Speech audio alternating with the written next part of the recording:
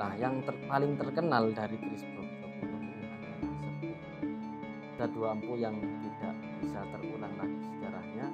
Yang pertama adalah Kusupo di Majapahit, yang kedua adalah empu Brojokuno. Nah kan dari 800 keris Gus, Ya, saya cuma nemu satu.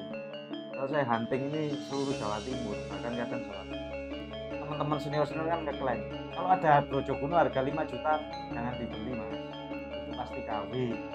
Apalagi Brojokuno tembus paku harga 5 juta itu pasti KW. Yang viral tadi itu ada pameran tahun 2023 bulan 11-12 itu ada transaksi keris Brojokuno 125 satu pusaka, pamornya biasa. B2 pun nggak sembarangan memilih buku Brojokuno dan menyasa, meminta membuatkan suatu pusaka untuk menambah pemahaman. Kenapa keris-keris itu toh contohnya, kenapa kok harganya mahal sampai puluhan, ada yang ratusan juta? Karena apa? Langkahnya itu tadi yang oli kan langkah, langkaan. keris sederhana itu adalah perlu penghayatan lebih nanti. Masalah kenapa kok maharnya tinggi, kemudian menjumpai Brojokuno itu tidak semudah dengan menjumpai mitosnya yang sebenarnya. Rahayu, rahayu, salam budaya, salam pecinta pusaka untuk semua saudaraku yang ada di Indonesia ataupun yang ada di luar negeri. Assalamualaikum warahmatullahi wabarakatuh. Jadi kembali lagi bersama saya teman-teman, saya Vicky Wijaya. Kali ini saya sedang berada di tempatnya Gus Rofik di Lumajang, di sini di kota Lumajang. Nah ini tadi sebenarnya konten ini konten yang mendadak kita buat karena apa, tadi saya sudah agak lama berbincang-bincang sama beliaunya, sama Gus Rofik. Kebetulan saya membahas suatu keris yang cukup langka lah, banyak tembakannya tetapi yang ori itu cukup langka. Jadi kita bahasan sudah panjang, terus kok rasanya sayang sekali kalau nggak diambil konten. Karena untuk apa? Menambah pemahaman, untuk wawasan teman-teman di dunia berkerisan. Nah kebetulan ini saya bersama Gus Rofik ini, Gus Rofik lebih memahami dan wawasannya lebih luas dari saya terkait keris-keris Mataram maupun Mataram sampai Mataram Nonoman, HB, Brojokuno. Itu saya banyak nimbah kawruh ke Gus Rofik ini. Nah, jadi bahasan tema kali ini yang kita buat konten mendadak ini adalah keris Brojokuno.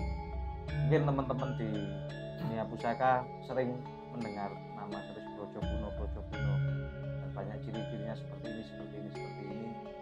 Di sini kita mau membuka wawasan, kita sharing, belajar bersama, juga apa ya ibaratnya agar pengetahuan tentang keris ini menambah ya Gus ya. Menambah ya. Nah, untuk awal mungkin yang kita bahas itu Brojokuno itu apa sih sebenarnya? Itu nama keris ya Gus ya. Jadi mohon dibantu menjawab ini Gus. Ibaratnya saya bertanya ke Gus Rofik ini ya. Sesinya dengan tanya ke Saya ya nimbah kawruh agar teman-teman di dunia pusaka di Indonesia ini mungkin menambah wawasan, lebih paham gitu. Karena kan orang Brojokuno. Nah, Brojokuno ini apa sih? Ini sebuah tangguh, apa Brojokuno ini nama empu atau nama keris? Nah, Brojokuno ini masih simpang siur. Orang taunya keris Brojokuno, tapi yang dimaksud Brojokuno ini apa? Nah, mungkin bisa dibantu sama saudara saya Gus Rofik ini yang lebih memahami di keris-keris era Mataram. Ya, terima kasih waktunya. Ya sebenarnya bukan lebih paham, lebih khawatir tersesat dan keblasuk belajar. Sebenarnya sama-sama belajar mengenai Brojokuno. Ini kayaknya memang tema yang agak gegap gempita, agak viral karena banyak dibahas. Lain kali mungkin pengetahuan tentang kawruh Brojokuno itu sudah lama diwedar oleh sekian tokoh, namun ada kalanya hanya mengingatkan kembali. Sebenarnya Brojokuno itu sebuah tangguh, kemudian apakah nama dapur keris atau jenis keris, ataukah itu nama empu yang membuat keris. Sebenarnya nama Brojokuno ini pertama kali dikenal, kemudian diketahui di era Sunan Amangkurat ke-4. atau yang mempunyai gelar Sunan Jawi.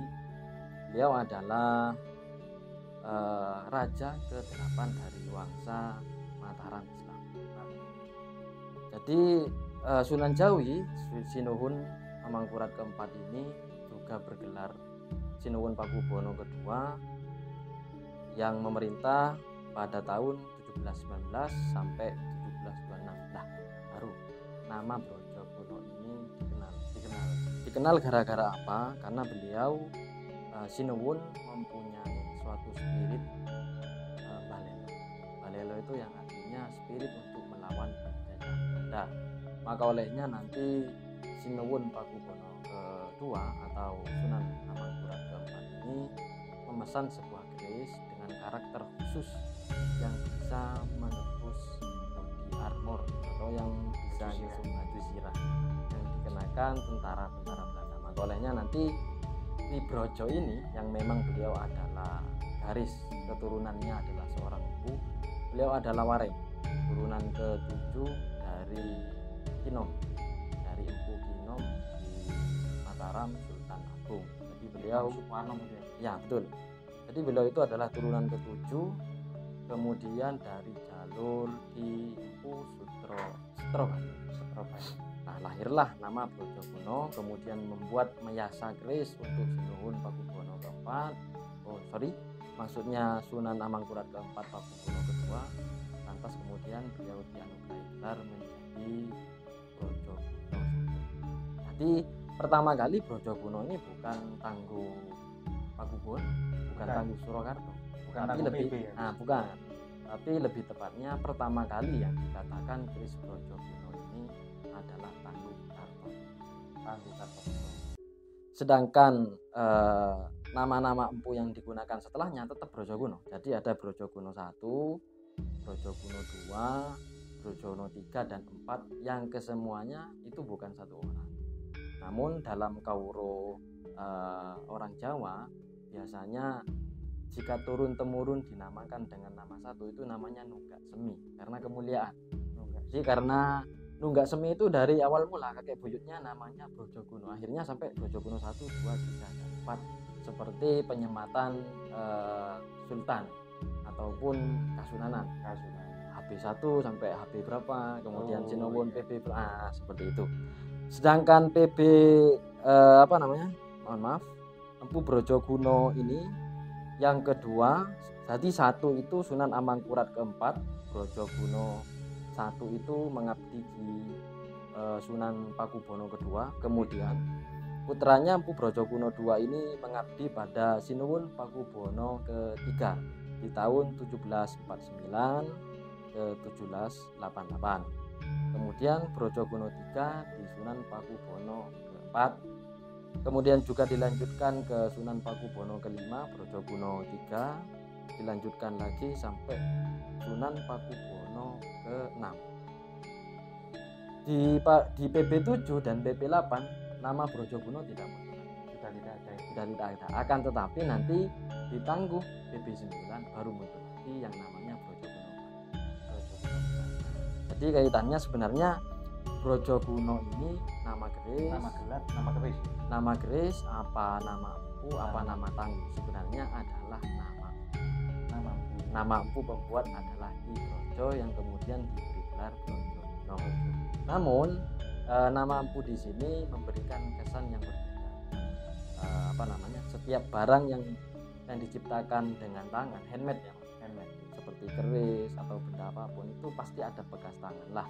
Karakter Brojogono ini membawa kesan yang berbeda. Jadi tidak ada anggapan semua keris Nomaman itu nungka. Enggak semua. Keris Brojogono enggak ada yang nungka. Brojogono yang nungka itu hanya yang Ambopong Semar, itu hanya tanggung mangku bunga seperti itu. Nah, jadi ini kan sudah mulai mengulak pemahaman ya sebenarnya. Jadi bisa dibilangkan Brojogono ini adalah sebuah nama empu. Betul. Yang membuat satu keris pesanan yang awal itu adalah pesanan dari PB2 ya. PB2 Amangkurat 4.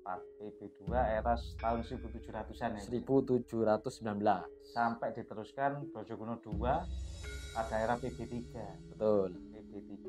Dan ini jadi bisa dibilang juga bukan keris Tangguh PB, bukan ya Gus? Berbeda ya Gus? Kalau eranya berarti dibuat di era PB2 ya Gus? Kalau eranya ya Kartosuro, kalau Kartosuro PB2. ya. Nah, nanti kan Tangguh Nom-Noman ini bermula saat Sinuwun Pakubono ketiga di Surakarta. Kan keraton pindah di dekat Bengawan Solo di Surakarta. Iya, jadi berbeda juga dengan keris PB juga berbeda ya Gus? Berbeda dari empunya juga karakternya berbeda, ada ciri-ciri khususnya. Nah, betul pusaka itu. Karena kan keris Brojokuno ini sempat viral juga Gus. Betul. Kemarin itu sempat viral pada pameran tahun 2023 sekitar bulan Desember apa bulan 11 kalau tidak saya agak lupa. Itu di Solo, yang ngadakan kalau tidak salah Paguyuban Brotosuro. Itu saya sempat terdengar dan teman-teman perkerisan terdengar semua, ada transaksi keris Brojokuno ini sampai ratusan juta seperti itu. Okay. Berarti kan keris ini kenapa kok sampai diburu para kolektor, itu kan pasti ada ciri-ciri khusus, terus kemudian ada keistimewaannya. Nah, ini kebetulan tadi sempat kita bahas sama Gus, keris yang saya bawa saya baru dapat ini, dan menurut pemahaman saya dan Gus ini termasuk Brojokuno gitu sih. Yeah. Brojokuno ya. Boleh saja dimufakati sebagai Brojokuno. Ya. Karena ciri-cirinya. Nah, mungkin ini untuk menambah pemahaman teman-teman Gus, ini bisa diberikan apa ibaratnya ciri-ciri khusus, terus masih hutan, apa dari ciri-ciri yang termasuk autentifikasinya keris Brojokuno seperti apa. Karena kan di bahasa ya anggapannya bahasa bakul Gus ya, bahasa di dunia perkerisan itu Brojokuno pasti nancap paku. Ya, kita bilang gitu. Bahasanya itu nancap koin. Nancap koin. Karena apa ya, itu tadi pernah diterangkan bahwa keris Brojokuno itu dibuat dengan tujuan balelo terhadap Belanda ya Gus ya. Betul. Untuk melawan Belanda. Dan pasti padahal setahu saya bermain keris, ada keris Madura, ada tombak Madura yang tebel-tebel itu Gus, Mekasan. Saya tancapkan koin ya tetap tembus, padahal keris Madura, besinya Madura bukan Brojokuno. Berarti hal itu kan tidak bisa jadi patokan. Yeah. Jadi kan itu cuma bahasa branding menurut saya seperti itu Gus ya. Tapi ciri-ciri yang detail ini kan banyak yang orang belum tahu. Mungkin di sini bisa diwedar Gus, diberikan sedikit ilmunya untuk menambah wawasan saya maupun teman-teman seluruh Indonesia, ciri-ciri khusus keris Brojokuno agar apa ya, menambah pemahaman dan wawasan. Sekarang lagi ya ini sempat viral juga di dunia bakul keris. Kadang-kadang salah satu oknum yang kurang baik, keris sepuh, keris biasa, bukan Brojokuno ini Gus, awalnya ditancap logam, ini ditancap ke koin itu bengkong isinya. Tapi karena dia punya akal, disepuhi, dipandai besi, disepuhi, dipanasi, kemudian besi itu kan akhirnya mengeras, padat, disepuh lagi ujungnya, ditancapkan koin ya bisa, terus diklaim ini Brojokuno. Padahal secara material ini kok kayaknya bukan keris Brojokuno, kayaknya keris Madura, kayaknya keris tangguh-tangguh yang lain, tangguh apa kan kadang gitu, karena pemahaman ini yang minim diketahui oleh teman-teman. Ya mungkin ini kita langsung buka keris Gus, biar menambah pemahaman lah Gus ya. Nah, ini masih baru dapat Gus, jadi marangkanya belum saya rawat, ini jadi masih Rembalu Wiras bawaannya ya Gus ya. Balu Aceh. Ini cuma pendok gongso Gus. Nah, ini cuma baru selesai saya cuci kerisnya, karena juga keris ini aneh bentuknya, terus materialnya kok bagus, makanya saya cuci dulu agar saya juga penasaran, makanya ini pasti keris Mataram, cuma untuk lebih detailnya saya nimbang kabar ke Gus Rofi. Nah, mungkin dari keris ini Gus bisa ditunjukkan ciri-ciri untuk bisa keris ini ditaruh Brojokuno, dari apa materialnya atau pasikutannya, mungkin dengan yang lebih paham bisa untuk teman-teman. Nah, nanti di belakang video seperti biasa kita detailkan kerisnya Gus, videonya, agar teman-teman tahu materialnya seperti ini, kalau boleh ya dibedakan juga pembedanya Brojokuno yang asli sama yang KW di Wedar. Jadi untuk ya kita fair untuk pemahaman teman-teman kan Gus, biar paham. Bismillah ya. Apa yang saya sampaikan nanti istilahnya cuma mengulang apa-apa yang sudah diajarkan oleh senior-senior, oleh guru-guru saya, juga dari beberapa referensi yang saya baca. Itu. Yang pertama tentang autentikasi keris ya. Pertama kali memang ada validasi dari dua sumber yang mesti harus dikuasai seorang yang memang menelaah keris secara dalam. Pertama adalah sumber kawruh yang sifatnya akademis. Akademis itu sifatnya ya ia harus banyak bertanya terhadap senior, rajin untuk hadir di sarasehan, banyak membeli buku, mengkoleksi buku. Itu pengetahuan akademis yang seharusnya juga bersinergi dengan kawruh yang sifatnya praktis. Dia harus praktek, paling tidak praktek pertama kali setelah dia mengkoleksi buku, membaca buku, belajar yang real, yang kita, dia mas kawini keris atau memahari. Jadi itu adalah ranah praktek yang awal mula. Dia harus punya keris dulu. Iya. Kemudian yang terakhir boleh jadi kawruh yang sifatnya praktis ini dia akan meyasa atau membuat. Lah kedua-duanya harus berjabat tangan, bersinergi, ilmuwan yang sifatnya akademis juga praktisi. Maka olehnya ketika ini saudara saya tiba-tiba datang ke rumah bawa keris, apa ini ditangguh Brojokuno sungguhan apa enggak lah, setelah ini kita ulas. Paling tidak barangkali jika ditanya apakah jenengan punya keris Brojokuno, ya hemat kata segala yang saya punya enggak perlu dipublish kan seperti itu. Iya. Paling enggak ya saya pernah mendengarkan beberapa senior yang mengatakan bahwa sebenarnya keris Brojokuno itu adalah keris sederhana yang dirowo kekal. Karena dia konsep awalnya Sinuwun Amangkurat keempat atau BP2 memesan atau meyasa keris ini dengan tujuan balik. Keris tangkas, memang untuk perang. Tangkas. Jadi sifatnya keris yang pertama dirowo kekal kaku. Kemudian sederhana, dominasi dari bahannya adalah baja. Kita ketahui dari mana kok baja? Bajanya dari jenis tantingan yang ada.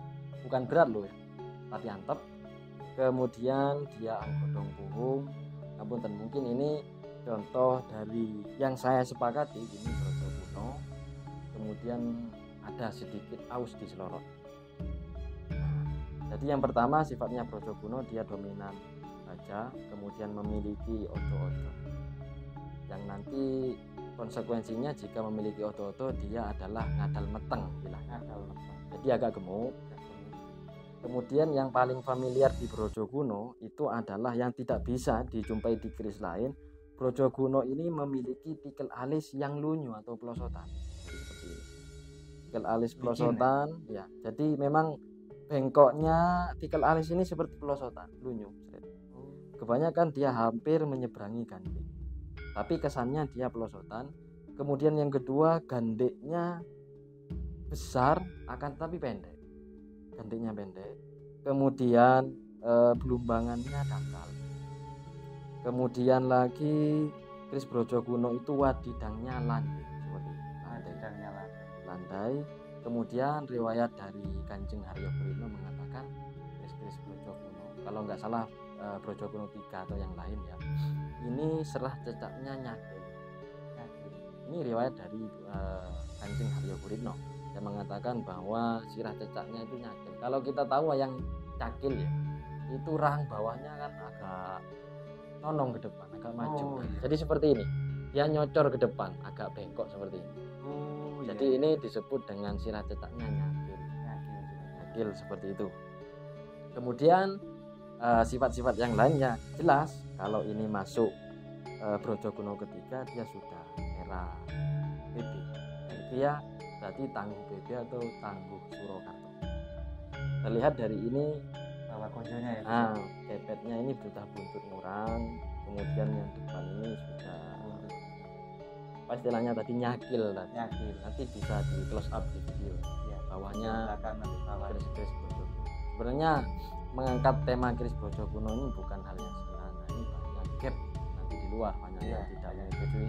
Akan tetapi bisa dibuktikan nanti dari urutan pamornya yang A, yaitu keris Surakarta, akan tetapi sifat-sifat Maduranya masih di bawah. Tetapi bukan keris Madura dari material dan garap. Wangunnya Surakarta kan.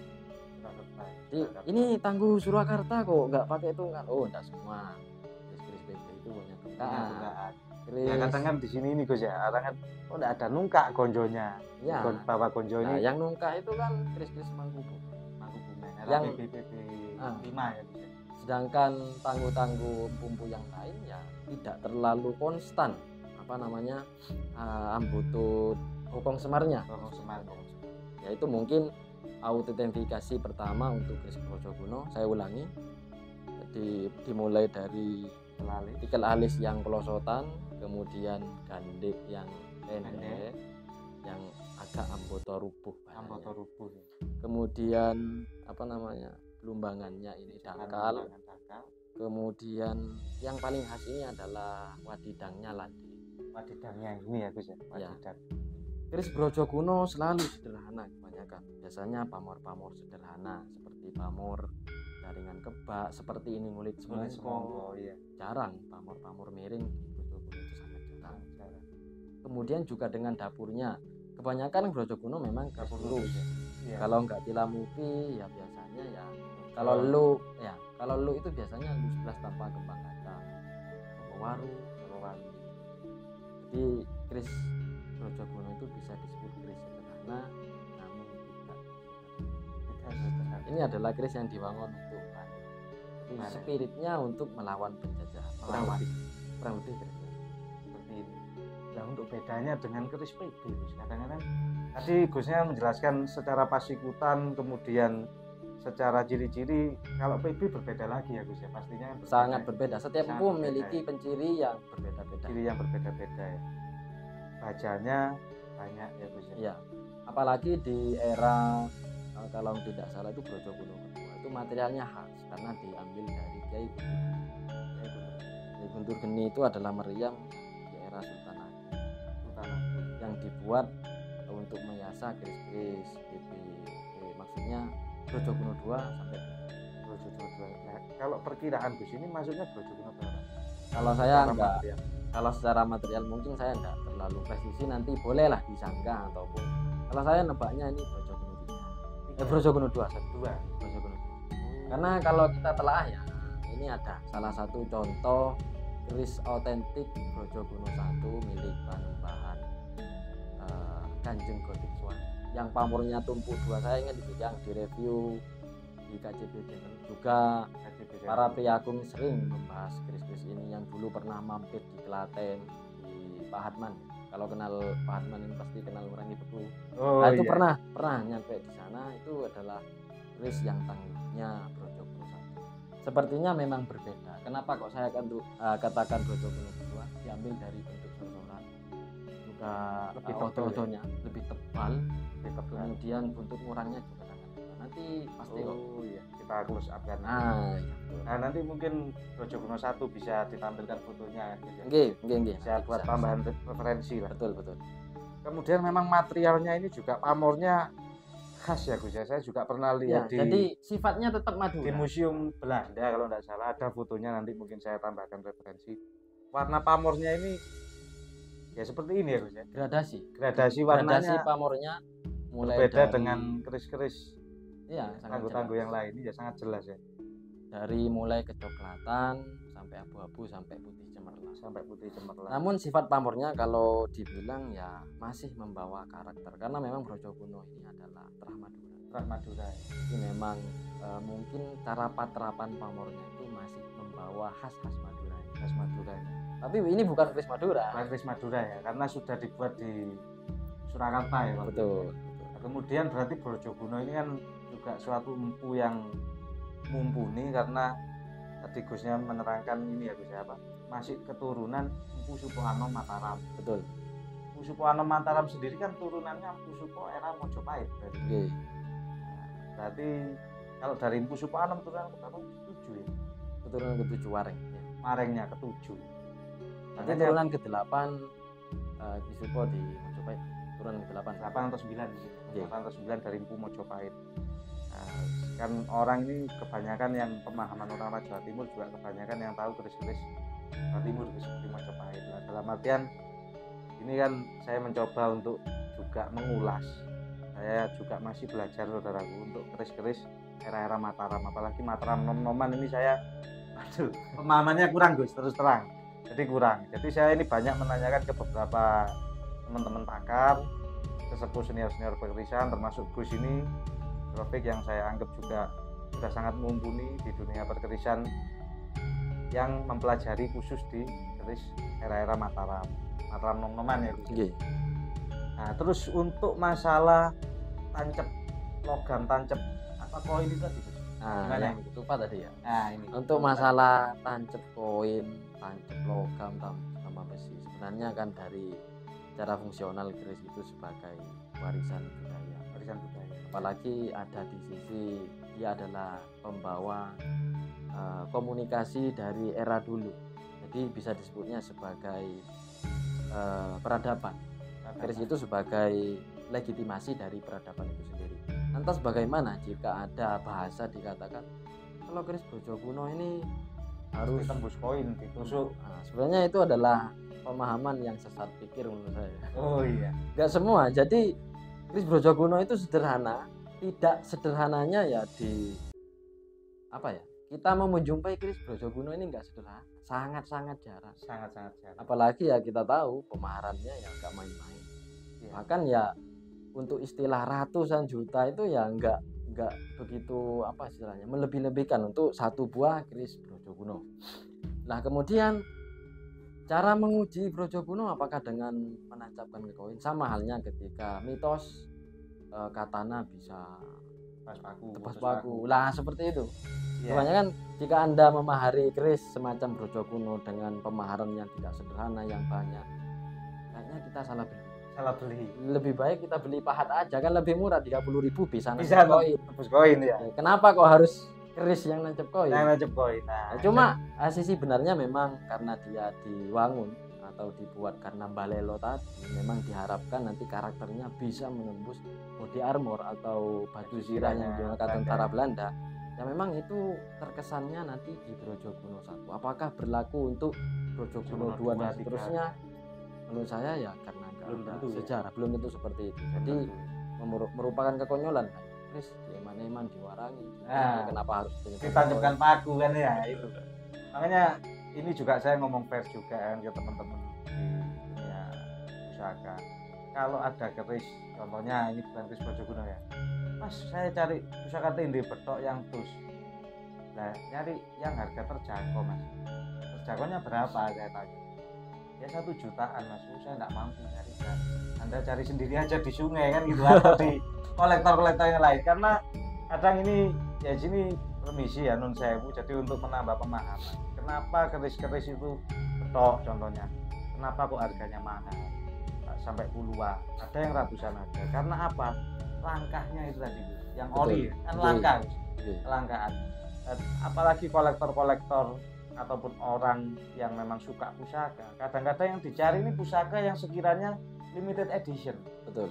Dalam artian di Indonesia cuma ada berapa biji dia mau beli, karena kalau bisa bahkan yang orang lain tidak punya dapur antik. Kalau yang koleksi keris sudah ribuan Gus, seperti teman-teman ada yang memang hobi pusaka, banyak teman-teman saya kerisnya udah 1.000 lebih.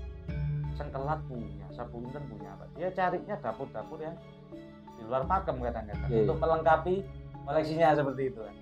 Nah, tapi lain halnya kalau keris Brojokuno. Tadi jenengan jelaskan dari cukup lumayan detail ya. Jadi cukup detail dari pasikutannya, bentuk. Itu pun kalau enggak belajar, kalau enggak nanting itu pun juga enggak bisa kan Gus ya. Ya tadi antara praktisi dan akademisi berjabat tangan bersama. Karena saya banyak menemui teman-teman punya Brojokuno. Nah, sekarang membahas keris Brojokuno.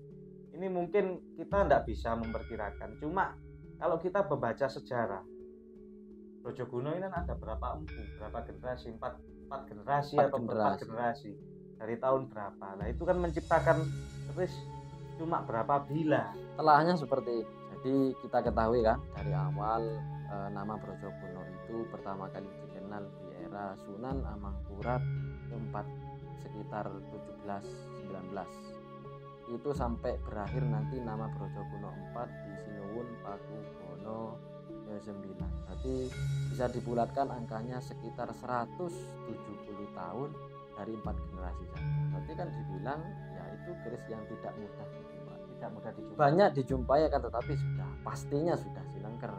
Ya. Seperti keris yang satu ini mungkin banyak yang sudah paham. Seperti Kanjeng Kyai Joko Minulya.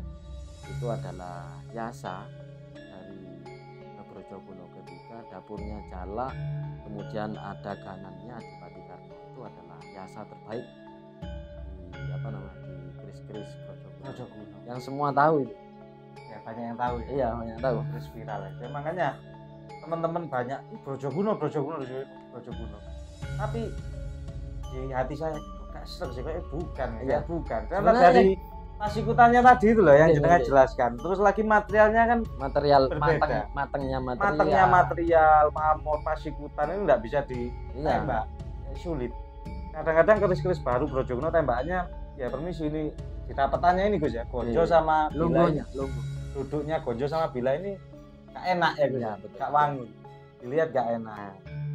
Jadi ya itu tadi Brojogono kadang-kadang didudukan Gonjo sama Bila. Ini yang saya banyak temui di teman-teman. Ini enggak enak Gus ya. Lunggunya Gonjo sama Bila. Betul. Jadi kayak gak wangun terus gak trep, gak rapet, gak enak ya. Kalau diomong aus materialnya nom-noman saya lebih mudah. Kalau ini kan masih sepuh. Kalau menurut saya ini kan Brojogono 2 kan berarti kan masih sepuh kan. Ini jenengan dapatnya dari mana? Nah, ini terus terang kan. Jadi saya dapat dari kolektor di daerah Pasuruan Gus. Saya itu ke sana mendadak ya sama temen ya lihat kerisnya yang bapaknya meninggal, kemudian dia enggak terlalu bisa meneruskan. Keris ini ada sekitar 800 keris ya. Dari jam 9 pagi sampai jam 4 sore. Saya udah ladil keris. Saya memahari beberapa keris dari sana, termasuk kemarin enggak sempat saya bahas termahal duluan Gus. Dapat Dwi Pamor, ada Dadu Muntir, ada Belarak kemarin.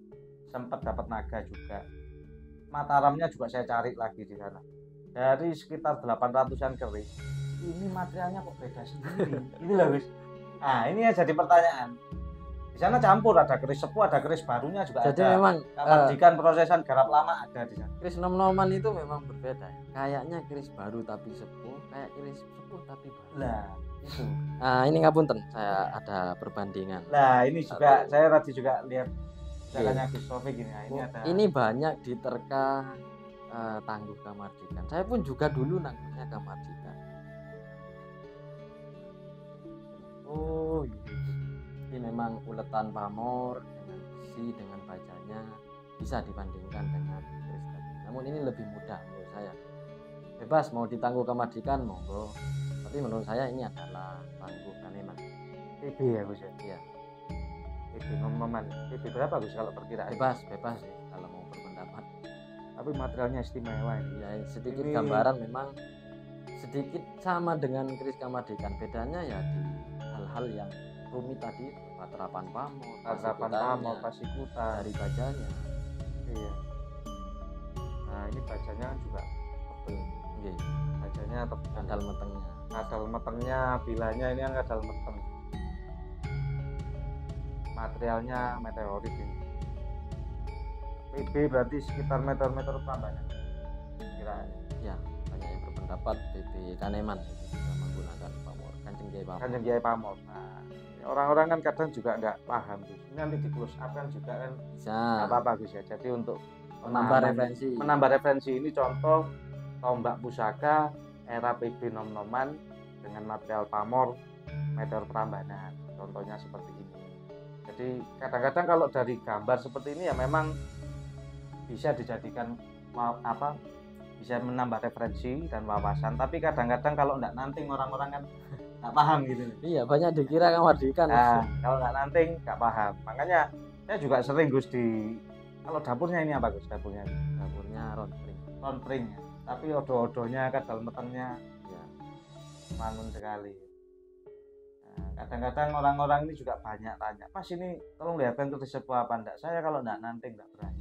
Nah, gitu Gus. Pasti saya tanya, saya bilang kalau enggak nanti enggak berani. Nah, terus dari balik lagi ke cerita yang tadi Gus, saya nyari sampai jam 4 sore lihat pusaka ini saya.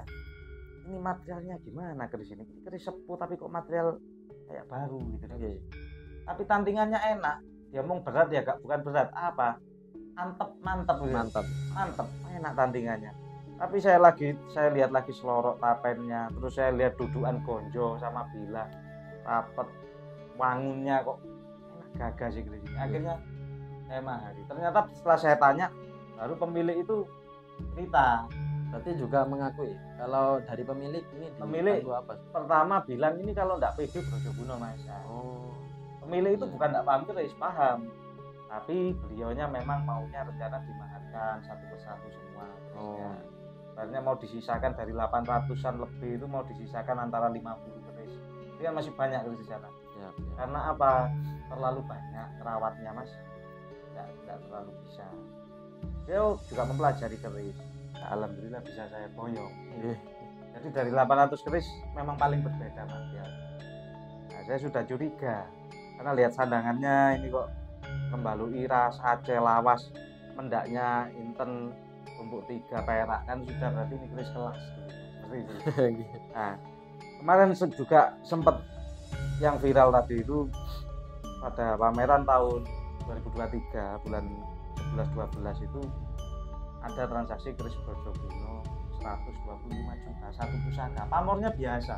Nah, ini untuk penambah wawasan teman sampai segitunya. Mahal, kenapa kok sampai mahal? Ya, terus ini kan masalah kelangkaan kan gitu. Betul. Nah, terus ini mungkin bisa juga kita bahas apa sih keistimewaan Brojoguno ini dari tuahnya, tuah atau kok sampai harganya segitu fantastis. Ada keris Mageti juga harga kalau tidak salah pemaharannya 50 juta. Jadi yang viral kemarin di pameran tahun 2023 akhir tahun kemarin di Solo, Brojoguno satu pusaka seharga 125 juta. Biasa lurus pamornya biasa. Kalau orang-orang Jawa Timur mungkin buat apa beli? Nah, kalau Jawa Timur kan identik dengan pamor Blara, Nogo Rangsangan seperti itu Gus, keris Nogo. Nah, tapi kalau orang-orang di wilayah Jawa Tengah itu memahari keris sampai segitu karena satu kelangkaan. Itu yang saya mengerti Gus, paham. Nah, kemudian mungkin saya mau tanya Gus ini untuk tuah dan keistimewaannya Brojoguno ini dari apanya? Kok sampai sebegitu fantastis mahal? Bahkan teman-teman senior kan ngeklaim kalau ada Brojoguno harga 5 juta jangan dibeli Mas. Itu pasti KW. Apalagi Brojoguno tembus paku harga 5 juta. Itu pasti KW. Nah gitu. Ya, ini kan kita ngomong real. Nah, makanya saya pasrahkan jenengan. Orang-orang ini kan harus logikanya juga harus main. Ibaratnya ditawari orang beras. Harga beras sekarang per kilo berapa? 15.000. Itu ada harga beras 1 kilo 2.000 rupiah. Kan pasti enggak usah dituku wis, pasti berasnya elek. Beras apa iku kan ngono.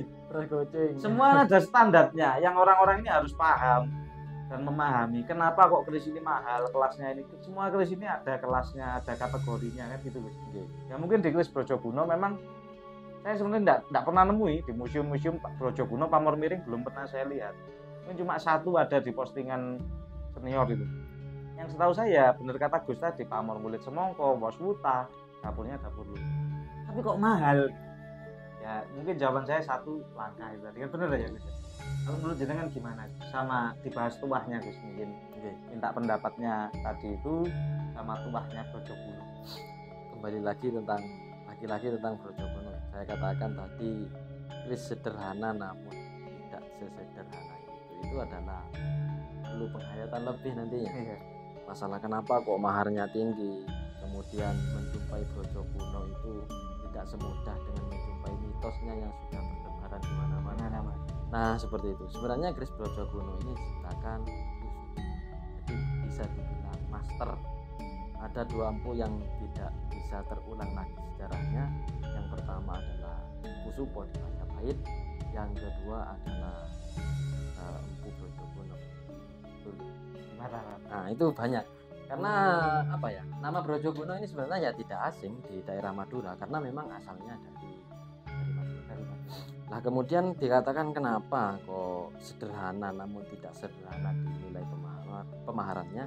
Yang pertama adalah itu karena sulit menjumpai kelangan. Maksudnya yang otentik, yang otentik, yang asli. bukan Brojokuno yang diwangun sebagai Brojokuno. Kalau nanti mengerucut Tangguh ini adalah gaya, ya keris-keris yang sekarang banyak keris-keris baru diwangun Brojokuno, ya Brojokuno itu Diowah ya, bukan diowah, memang dibuat sedemikian rupa mendekati Brojokuno. Kalau Tangguh itu dinilai atau dipahami secara gaya, namun Tangguh itu bukan hanya gaya, tetapi otentik dari masanya, maksudnya masa dan pembuatnya, materialnya itu.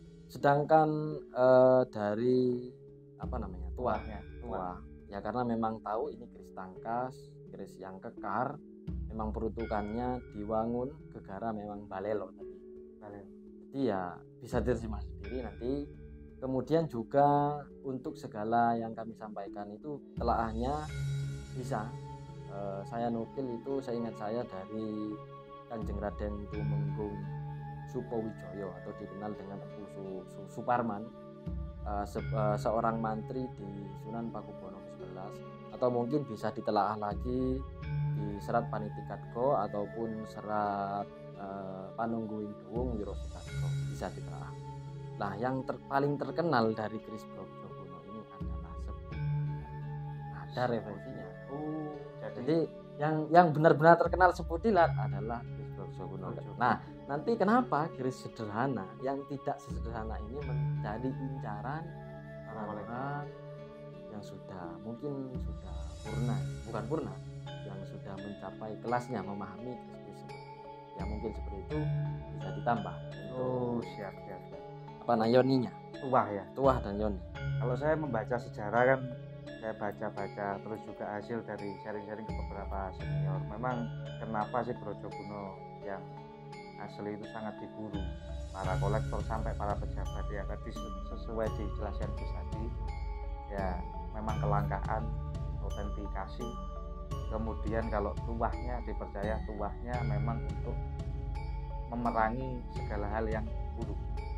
Karena pada waktu itu PB2 kan didesak Belanda kan. Betul. Jadi memerangi hal-hal yang memang membawa efek buruk di dalam kehidupan. Tuahnya ini ada unsur perlindungannya, ada unsur ibaratnya beraninya untuk memerangi itu.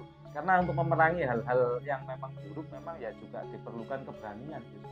Ya mungkin PB2 pun nggak sembarangan memilih Empu Brojokuno dan meminta membuatkan suatu pusaka yang untuk menunjang beliaunya pada waktu itu kan. Jadi kan tuahnya kalau menurut teman-teman dan menurut saya ini tuahnya memang perlindungan, terus menambah keberanian, utamanya spirit juang. Jadi spirit perjuangannya itu sangat luar biasa. Meskipun keris ini kalau orang-orang mungkin kerisnya nom-noman, tapi spiritnya tetap luar biasa. Dan saya ya alhamdulillah bisa memboyong pusaka ini yang saya rasa memang cukup langka. Bahkan di tiap-tiap pameran belum tentu ada yang oli.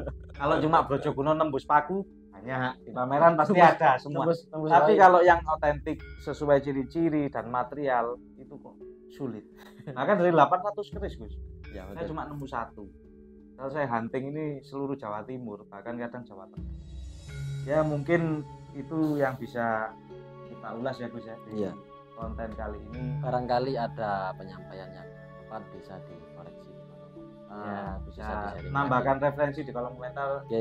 Untuk kita, untuk teman-teman semua bisa menambah wawasan. Mungkin itu Gus yang bisa kita konten.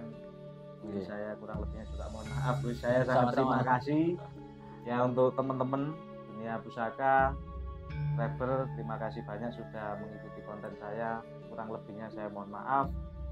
Rahayu, salam budaya. Wassalamualaikum warahmatullahi wabarakatuh.